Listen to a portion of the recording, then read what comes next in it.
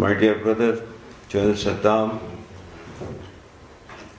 and your great father, Marshal Haftar, is not here today. First of all, on my personal behalf and on behalf of my delegation, I'm extremely grateful for the warm reception which was extended to us and the hospitality which since yesterday we are enjoying. That is indicative of the warmth of the relationship which exists between Pakistan and Libya. Undoubtedly, we have deep-seated, historic, brotherly relationship which is existing between the two countries since 60s. It was great that few months ago, General Saddam, he visited us in Pakistan, and that has actually triggered the revival of the relationship between two brotherly countries. So since I had promised my brother when he visited Pakistan that very soon that I would be visiting Libya, so that is why that I have come here to fulfill that promise, and it's great that I came here. My dear brothers, today that we look at the world, we find especially the Muslim world in great difficulty and pain. In the past almost 20 years, what we have witnessed, that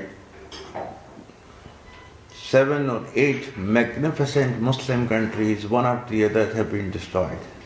And the Muslim world, unfortunately, today has fallen to the treacheries, to the machinations, and to the conspiracies of those who want to ensure the downfall of the Muslim world. In today's world, there is no rule of law. Actually, it is the law of the jungle which prevails, and the law of the jungle is might is right. And this might, which resides somewhere else today, and it's not there with the Muslim world, is essentially because of the possession of the knowledge that they have taken from us. And this was our religion, in which the first thing that was revealed was Iqra bi-ismi rabbika allazi khalaq. And it is our religion in which Allah Almighty has ordained us to gather as much of power as possible.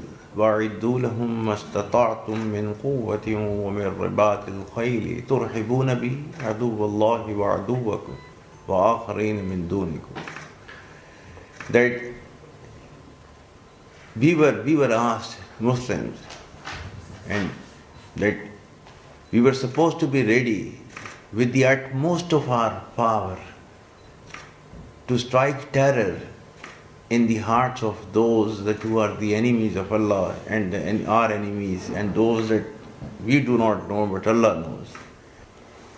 That power is with someone else. And my dear brother, this is again a universal principle. Who dares wins, and who doesn't dare cannot win. And again a universal principle given to us by Allah Almighty. Inna Allah la yughayyiru ma biqawmin hatta yughayyiru ma bi anfusihim. And you see the portrait of the great leader that is right in front of you, the Field Marshal Haftar. He dared and he won. And for the sake of his country, he refused to bow before those evil forces, and he decided to stand up. Started off his struggle with just 150 fighters.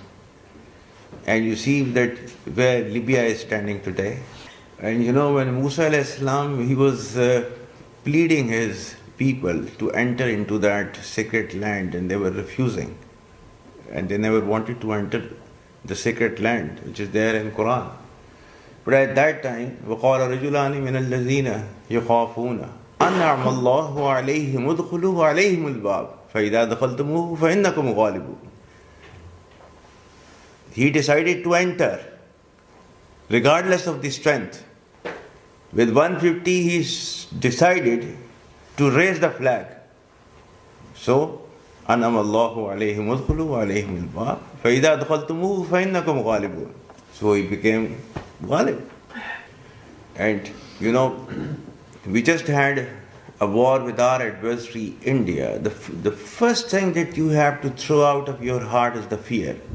The moment you throw out the fear, then you can do any wonder in this world that you want to. And Alhamdulillah, Pakistan learned this lesson long ago. So that is why we said that we will do anything possible, but we will have our own technology. In our just recent war with India, and we have shown our technology to the world. Alhamdulillah, our Air Force using that technology, and that is 90% of the indigenous technology of Pakistan.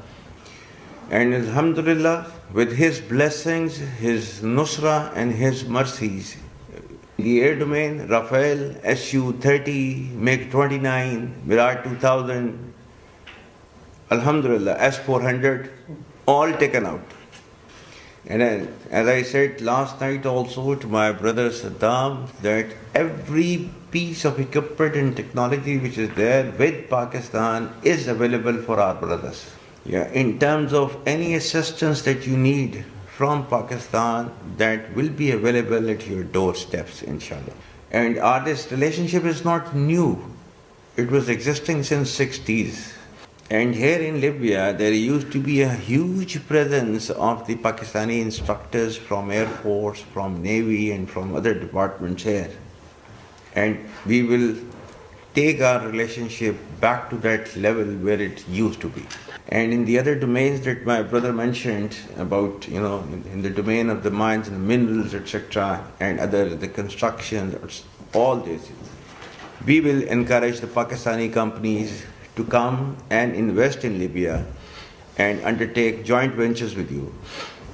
And I'm very hopeful that under the leadership of Field Marshal Haider and brother Saddam, Libya is going to touch those heights of the glory which it used to be in the past, and it's going to happen very soon. But as a brother, this is my humble advice to you, that please make your armed forces as strong as possible, because armed forces, they guarantee the existence of countries. I'm very, very positive in this, very confident. Libya is a land of lion of desert, al-Mukhtar. So here, if need be, every son of this land can become al-Mukhtar for the defense of Libya.